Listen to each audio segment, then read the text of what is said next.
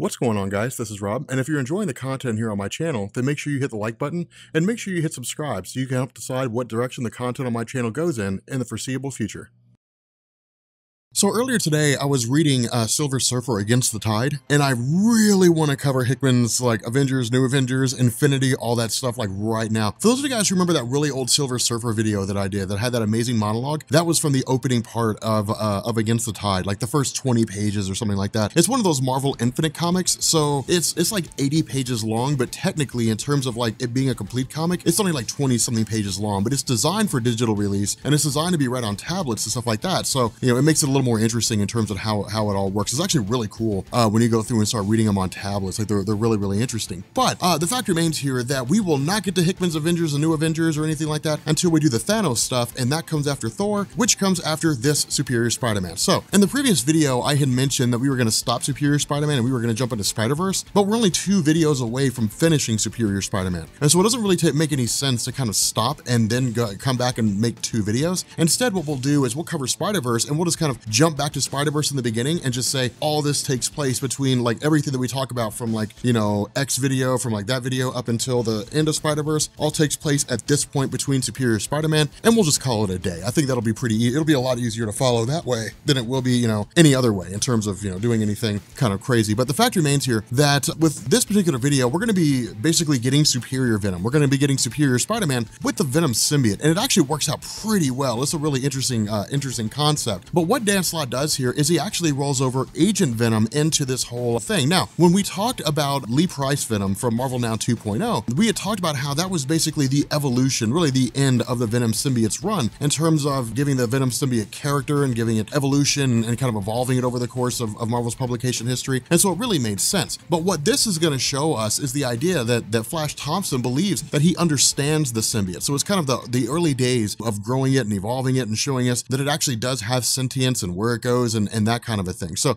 it's pretty cool. But again, this little bit of a segment with Agent Venom is pretty short. It's really just Dan Slott saying, hey, look, I mean, it's only a couple pages, but it's really Dan Slott saying, hey, look, you know, Agent Venom is going to be facing off against Superior Spider-Man. So that was kind of the cool thing, because the further we got into this, the more it was like him fighting different people. So it'll be like in this video, it'll be Superior Spider-Man versus Agent Venom, and then Superior Venom versus the Avengers. So it's kind of cool. It's interesting in terms of them fighting one another. But at this point, we jump over to Superior Spider-Man proper, and we basically join him with the unveiling of Parker Industries. Now, again, this is the early days of Parker Industries before it becomes the major conglomerate that it is right now, and all new, all different Marvels. So we have people like Sajani Joffrey who have been brought on board, Anna Marconi who's been brought on board. Now, of course, Aunt May and J. Jonah Jameson Sr. are basically the silent investors. They're the ones that were kind of throwing money towards Peter Parker and letting him be a part of it all. But at the same time, we also have like Cardiac, you know, Elias Wortham being part of the whole Parker Industries team. Of course, Cardiac basically being a guy who is more or less a vigilante, but was doing it for the purpose of helping people, basically stealing medical equipment, things like that, in order to provide healthcare for people who just simply couldn't afford it on their own. So again, it's really cool to see these little bits and pieces begin to come together, and these little bobs and bits sort of, you know, create a more cohesive story from the stuff that we've all ran over so far, even going as far back as Spider-Man Big Time. And of course, that's really why it was necessary, because it's all just one gigantic story. And even once we progress, when we get into all new, all different Marvel, when we cover Spider-Verse, different things like that, it'll all just continue to be one part of a major cohesive story. So again, with the idea of Anna Marconi, one of the greatest things about this is that Dan Slott was basically using her as a way to essentially turn Superior Spider-Man around and make him a good guy, to give him a reason to be a good guy. Now, again, it's also Doc Ock, so Doc Ock is still somewhat nefarious, and he's still willing to commit murder. But at the end of the day, it's all basically a case of the ends justifying the means, which he's not entirely wrong about. I think he's a little heavy-handed in terms of how he deals with criminals, but the fact remains, if you kill a guy for committing a crime, he won't repeat that crime because he's dead. So again, it's kind of interesting in terms of cleaning up the streets of New York and keeping things pretty straightforward. But again,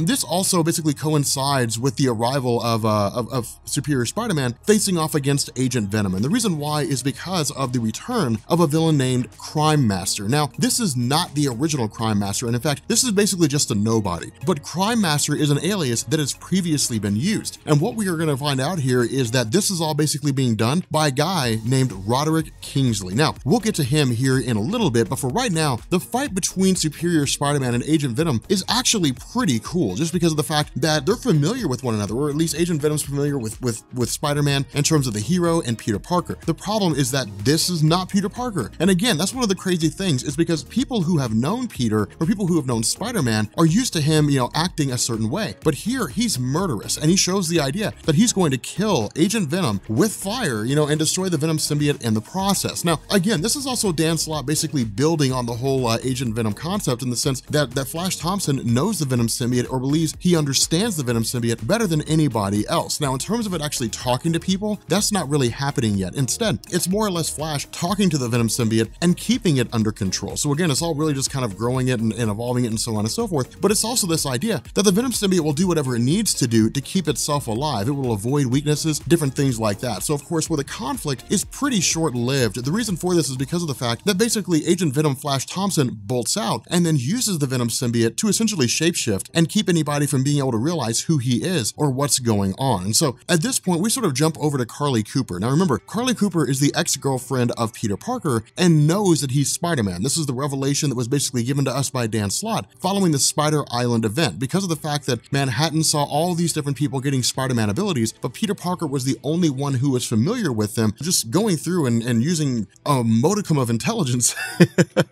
Carly Cooper basically deduced the fact that Peter Parker was Spider-Man. And so because of this, with Spider-Man acting awry, with Spider-Man acting so starkly different, Carly Cooper's initial idea was, that's not Peter Parker. Somebody did something to him and is either mind controlling him or somehow took over his body. And so in the background of everything that's been going on, Carly Cooper's basically been investigating and trying to figure out who it is that's actually in control of Peter Parker. Now, where she's basically stumbled across information that all but guarantees that Dr. Octopus is the one that's pulling the strings here, that Doc Ock has taken over the body of Peter, she doesn't really know how deep things go. She just simply knows that Doc Ock is somehow involved in this. But in the midst of her investigations, she's basically captured by the Green Goblin's people. But the fact remains that she's brought before the Green Goblin, and his question is, who is Spider-Man? I want to know Spider-Man's real identity. Now, of course, Carly is just not willing to give that information out. It's really one of those things where she's like, I'll take it to the grave. I'll die before I tell you, which really kind of makes sense. But again, a lot of this sort of goes back and forth between,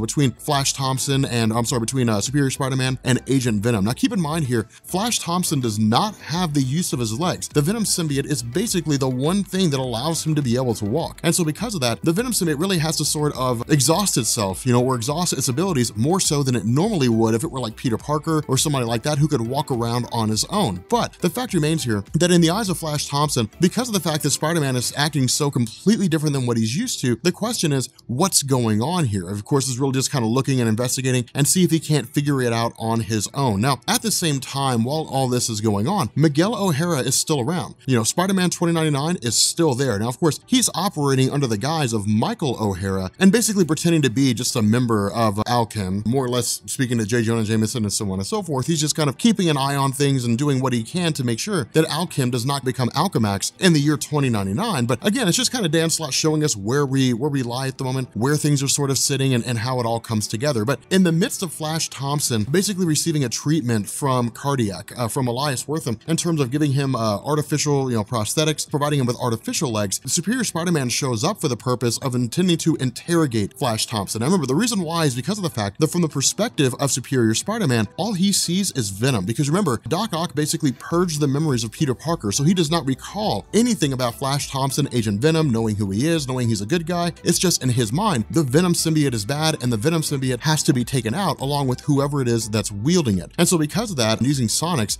Superior Spider-Man strips Flash Thompson of the Venom symbiote. Now again, this is basically kind of hearkening to the idea that Flash had it under control. The Flash understands the symbiote. The Flash was able to bond with it in a way that no one else can or no one else ever has. And that's one of the reasons why a lot of people really, really love the idea of Agent Venom, because they look at Eddie Brock and they say, okay, look, the Venom symbiote and Eddie Brock go together really, really well, but it was only because of the fact that they shared a mutual hatred for Peter Parker. In terms of a beyond the surface, I genuinely understand the Venom symbiote, more or less concept, that's Flash Thompson. And people loved that about Flash Thompson, giving the Venom symbiote character, giving it drive, giving it ambition, giving Flash basically a larger role in the Marvel Universe outside of just the guy who was a dick to Peter Parker when he was younger and the guy who lost his legs in a wartime conflict. And so because of that, the Venom symbiote basically bonds itself directly to Spider-Man. Now again, because of the fact that, we really don't have the Venom symbiote speaking, because it's not really talking to people, all really seems to happen here is a Venom symbiote recognizes Spider-Man and says, that's the guy that I originally wanted to be with, and that's the guy that I can be with again. And so we basically sort of have a superior Venom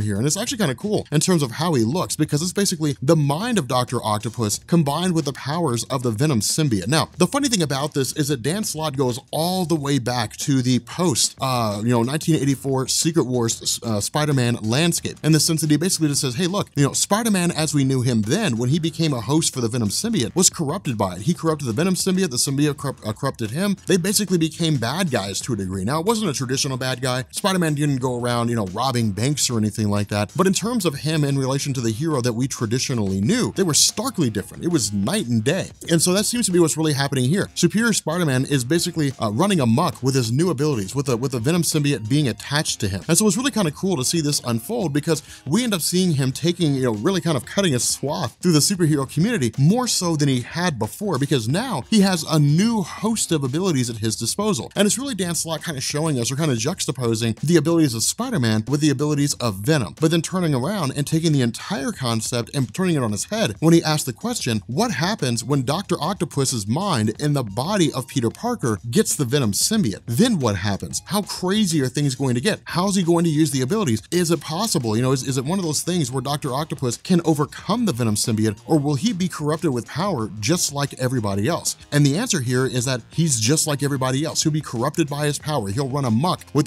these new abilities that he has at his disposal. Now, in terms of our little section about Crime Master earlier in this video and Roderick Kingsley, what we end up finding out is that with Roderick Kingsley operating as the original Hobgoblin and more or less having been defeated on a multitude of occasions, Roderick Kingsley basically came to the realization that he could, in a sense, or he could really just kind of grab a lot of these D-list level villains, either villains that were small time and died, or villains that were small time and walked away, grab their villainous identities and then use them and essentially sell them off. And that's what he's been doing. Of course, we know that that Ben Urich's son basically became, the new Hobgoblin. Phil Urich kind of maintained that role for a while before he joined the Green Goblin. We essentially have all these guys, Crime Master being another example. It's just small time villains that would never have received any attention before getting attention here. Now, in truth, this is a genius way to reintroduce small time guys. Now, it's not Dan Slott saying, hey, look guys, aren't you excited for the return of Crime Master? Not at all. We're not going to see Crime Master return and play any measure of a significant role, but we're going to see something kind of interesting in terms of the fact that we see these various identities showing up, these villains being used by Roderick Kingsley for his own ends, and then facing off against Spider-Man in different,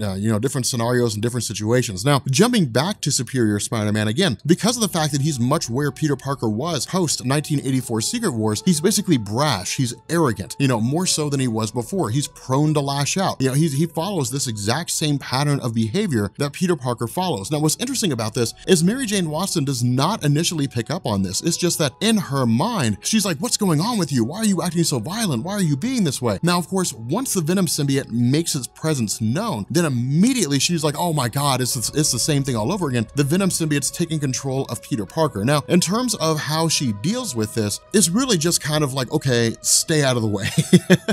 Just because Mary Jane Watson is not at a point in any form or fashion where she could take it on. Not to mention, the shock of seeing the Venom symbiote again is startling to her. Now, of course, Dan Slott is going to use this as a way to basically segue things back into a state of normalcy. But because of the actions of Peter Parker, because of the things that he's done, because Mary Jane Watson looks at him as kind of beyond the ability to, to return to any measure of normalcy, at least in terms of what she is familiar with, she essentially calls in the Avengers. Now, this is actually a really cool situation. We don't really see like Daredevil hanging out and just being like, oh man, I'm in over my head, I'm gonna call the Avengers. Sal over at Comic Pop actually had a really good discussion once, and I can't reference the comic and he couldn't remember it either, but it was a really cool moment. I think it was Bullseye, but it was an instance where Daredevil had basically taken out Bullseye and the Avengers showed up and said, no, he's coming with us. And they just took Bullseye away from Daredevil. But we usually see the Avengers intervening only in times of like a huge situation or whenever it's convenient. For this particular scenario, the Avengers are called by Mary Jane Watson because she's like, look, the Venom symbiote's returned to Spider-Man. Now, in terms of what this means for the Spider-Man landscape, this is Dan Slott showing us how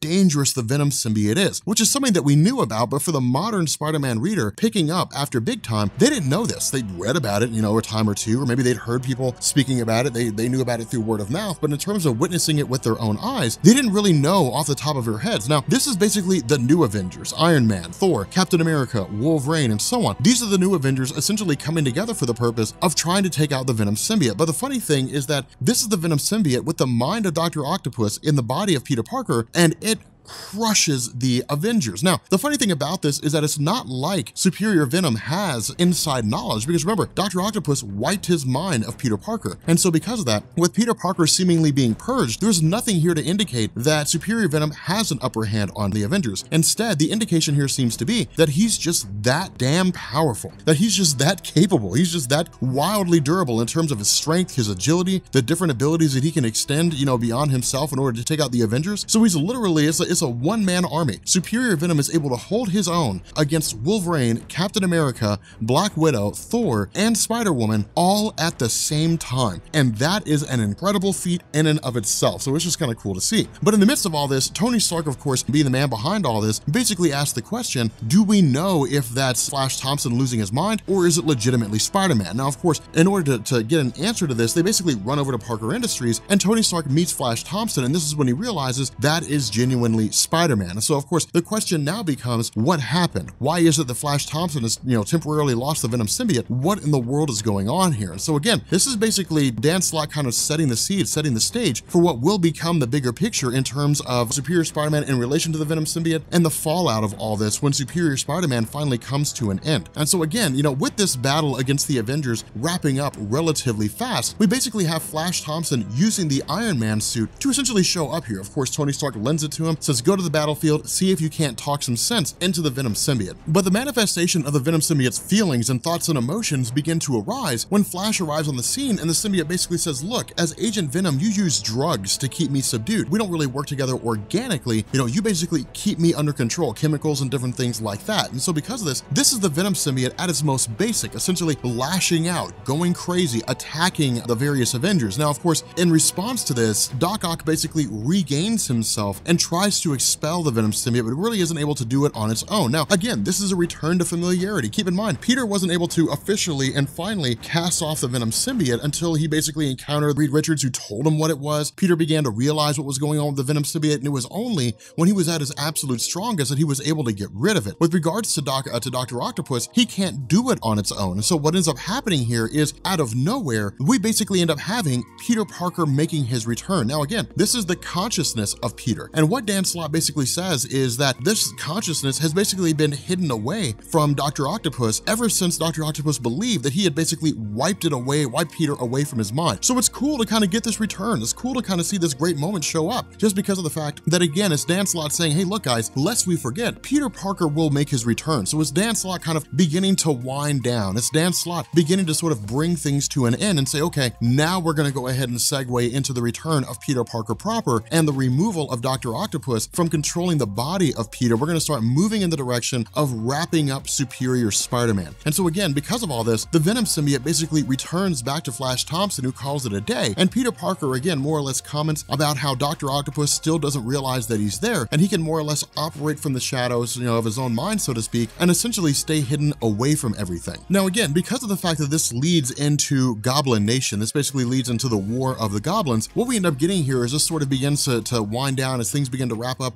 relatively fast, is that we have Roderick Kingsley more or less coming face to face, so to speak, with the Green Goblin, in the sense they're basically communicating. But again, Roderick Kingsley has basically been building up his own army. He's been building up his own hobgoblin army, so to speak, the various people that he's lent his different technologies out to. But we also have the Green Goblin, who's been using the Goblin formula as well as just pretty underhanded tactics in order to create an army for himself. And the idea here is we're basically going to have these different Goblin armies going against one another, facing off. As this starts to wrap up, the question that's being asked here by Tony Stark is, what's going on with Spider-Man? Now, we know previously that when a sample was taken by the Avengers with regards, to Peter to analyze and see whether or not there was anything going on, if he was like a Skrull or something along those lines, they basically come to the conclusion that nobody had done anything to him. But Tony Stark basically makes the case that says, look, while we were off in space, we were off doing our own thing, we were analyzing, you guys were working with this, and that's fine, but I know this equipment better than anybody else. And when he starts to go through it, what he realizes is that some somebody had tampered with the equipment. And when the questions asked who it was that tampered with the equipment to skew the results of Spider-Man, it turned out to be Spider-Man himself. And so again, this is basically all the roads leading to the idea that Superior Spider-Man is being tracked down by the Goblins and by the Avengers. Basically, the world is crumbling down around him. So of course, again, it allows things to sort of wind up pretty fast in the sense that we've got maybe 1 or 2 more videos left before everything begins to end with regards to Superior Spider-Man, and we start transitioning into the return of Peter Parker. But again, it's a great little moment here. So it's a great little segment within the Spider-Man landscape itself. But with that being said, guys, if you are new here to Comics Explained, make sure you hit the sub button to become part of the Rob Corps. If you guys enjoyed this video, make sure you drop a like, and yeah, I will catch you all later. Peace.